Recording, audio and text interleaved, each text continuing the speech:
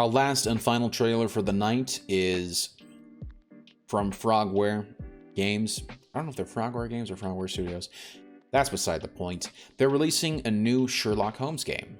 They've been doing a couple of these Sherlock Holmes games where they're essentially almost like the old school like point and click adventure games, but you're playing as a detective, which is kind of cool. So it's like this weird sort of combination of like LA noir style detectiving with, you know, some point and click adventure stuff.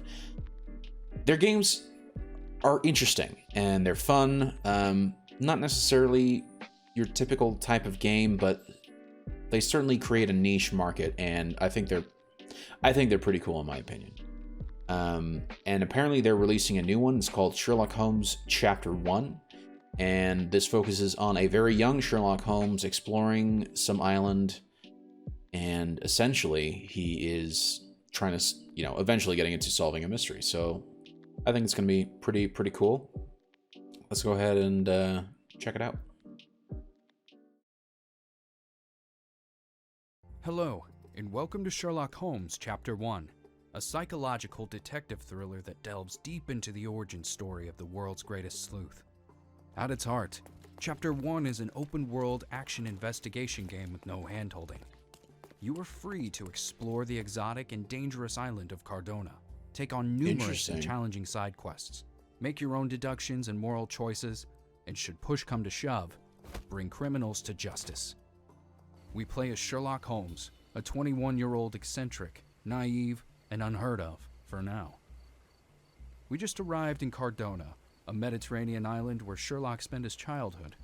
This homecoming marks the 10th anniversary of his mother's untimely passing, and Sherlock wants to visit her grave and pay his respects. We're accompanied by our best friend Jonathan, or John. Sherlock, don't get lost in this John Watson. huge garden. Follow the sound of my voice. And we need to spend the night in the hotel before we can proceed to the cemetery. Cordona's even quieter than I remembered. It's going to be a long evening. Ah, come now, Sherry. What say we amuse ourselves with a little game? What were you thinking? Oh, promise me it isn't nonsense. After being cooped up on that boat, I am itching for activity. No. As you can see, someone left a cane on our table. I simply thought you could identify its owner. Ah, so it is nonsense. It'll take me a minute, John, at most. John has challenged us to see if we could find the cane's owner on the first try. How we treat our friend will affect our relationship. If we repeatedly ignore John, kill enemies instead of arresting them, or keep failing his requests, our friendship may get worse. We can see what John thinks of our adventures in his diary. Now, let's do as he asks and find the owner of the cane. In Chapter 1, we can approach virtually anyone and ask them about the information we are looking for. To do that, we need to select or pin the right evidence, the one we want to know more about. Let us select the cane's evidence and see if someone has seen the owner. Is this familiar to you? I'll help you, sir. You have my full attention. Hey, boy! That's my cane! It was left at my table in the restaurant. I thought it deserved to be returned. Well, I'll be... It is rare to encounter a straight-fingered true penny these days. What a gentleman. But I must ask, how did you know I was the rightful owner? We can use Sherlock's observation skill to learn more about this person. Whether or not we make the right deduction may influence the flow of our conversations. And because Sherlock's skills are not honed yet, it is possible to get it wrong.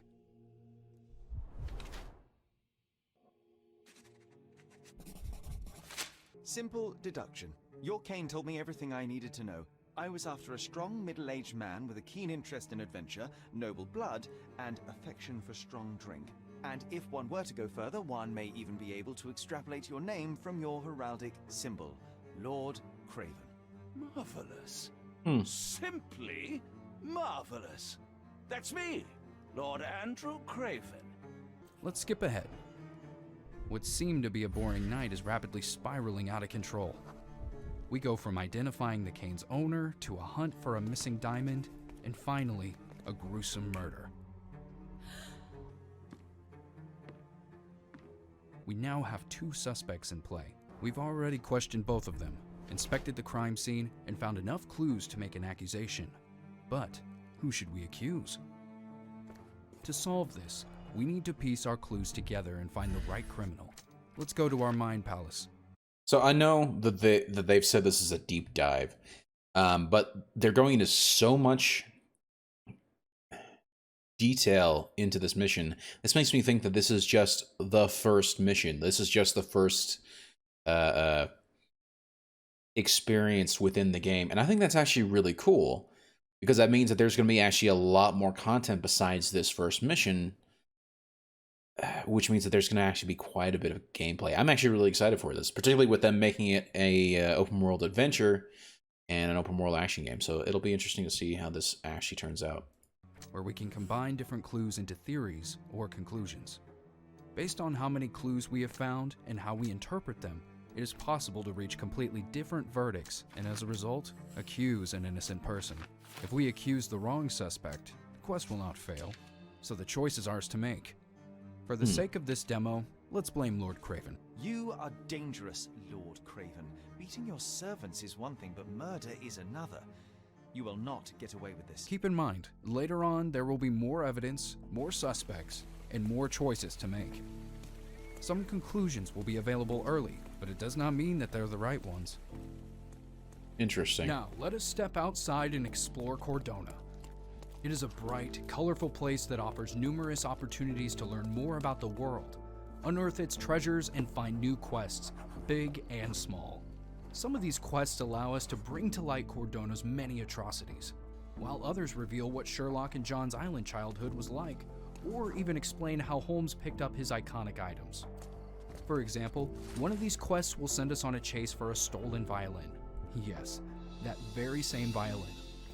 Yeah, Crime and Punishment. By the That's way, right. We Okay. will be able to read more about our Sorry. adventures in the local newspaper, Interested in some Cordona news? and Sherlock will often bring his findings to the family mansion. I'm just getting excited here because I've Speaking of played mansion, other games in this It will series. serve as a hub during our stay on the island. Most of the Holmes family property was auctioned off soon after Violet's death, and we will need to track it down to restore our home to its former glory. The mansion is also a fundamental part of the main storyline, guiding the answers behind its closed doors. Here, we will receive new mail and meet people that will come knocking in pursuit of assistance. Finally, let us take a closer look at our combat system. We carefully examined your feedback Oh, on it from the interesting. sinking city and revamped the whole concept from the ground up. Our priorities were smarter AI, tighter controls, convincing sound effects, and better pacing. We wanted to create a system that would be more of a puzzle rather than a straightforward shooter, and utilize Sherlock's key attributes like bright mind, agility, and arrogance. Should you enjoy our combat system, you can also test your skills in the danger zone. They pose a harder challenge than quest fights, but offer money rewards that you can spend on new outfits or furniture for the mansion. However, we know that our core audience may find gunfights to be an alien element in the detective gameplay. So, we will give you the option to tweak the difficulties of both investigation and combat. Or Interesting. skip I like the that. latter whatsoever. You will have the choice to play the game as you see fit. Thank you for watching this demo. I love when game developers actually give as many options to the player as possible so that you can fine-tune your experience depending on what you really want. I always think that that's awesome, and I'm very glad to see that they're doing it with this game. Pre-purchase the game now to receive additional content and subscribe to our social media channels for more news and gameplay. Take care, everyone. Ooh, November 16th. Coming up soon.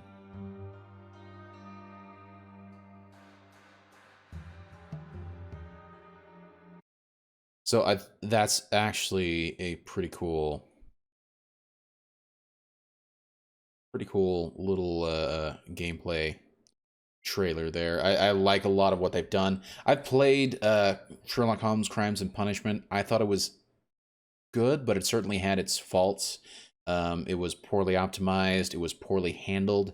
But it definitely had a really good detective mechanic to it, which was what kept me going for most of my playthrough of that. And yeah, I definitely think that there could have been some improvements for sure. And it looks like what what they're doing with Sherlock Holmes Chapter 1, they seem to be trying to do that. They seem to be trying to address a lot of the issues that I've had with it. Let's go ahead and just do that, and then switch over to here. Looks good. It actually makes me pretty excited for it. I didn't even realize this game was actually even coming out, let alone coming out in November, but that's awesome. I love the franchise. I mean, just the character of Sherlock Holmes. Very cool. I love the character of Sherlock Holmes. So, watch the movies, watch the TV show. I've played previous of these games, so I think that's awesome. I also like the nice little touch that they actually... It seems like they took the character model from the previous games and just essentially de-aged it, which results in a character that seems to very much follow along the same visual cues as the other games that came before it. So that's actually a very nice touch from Frogware. Yeah, and it seems to have addressed a lot of the problems that I saw, at least with Crime and Punishment. And to be fair, Crime and Punishment came out several years ago, and I know that they've come up with a couple of other games since then, but this one is the first one that to me looks like it's actually an open world adventure game versus just being a set piece driven detective story, which just seemed to be on rails. So yeah, but I like that, and as I said, I really like the difficulty options that they put in there. These all seem to be really good changes that they have made to the game, and I'm very impressed. Now, the only thing that I'm curious about is their performance. I know in some of their previous games I've had some performance issues, which I'm hoping that they've fixed in the games that have come up since, but I haven't actually had a chance to play them, so I can't tell based on any of those games. So I'm hoping this one is going to be performance trying to think the right way to say this. Performance focused. There we go. That they've actually spent a bunch of time optimizing. And as I said, I think this is their first time doing an open world action adventure game, so I'm hoping that that's not going to bring them down eventually with, you know, an open world game is very different than a game with specific set pieces and you're essentially on rails. So I'm hoping that them switching to an open world doesn't actually kind of break what they were trying to do. So yeah. But yeah, I think it looks good. I'll be interested to see what happens when it comes out. Hopefully there won't be any performance issues. And if not, I definitely plan on checking it out. Also, I think it's going to be on Game Pass, which gives me a reason to actually extend the Game Pass that was provided me by Debek 5. So, thank you. I really do appreciate that, Debek 5. Hey, thanks for checking out that clip from my podcast, Green Squadron TV. If you'd like to watch the full podcast, you can check it out at the link down below in the description. And if you'd like to watch it live, you can follow me at twitch.tv/green_leader87. I stream it there live every Friday night at 9 p.m. Mountain Standard Time. Thanks for watching.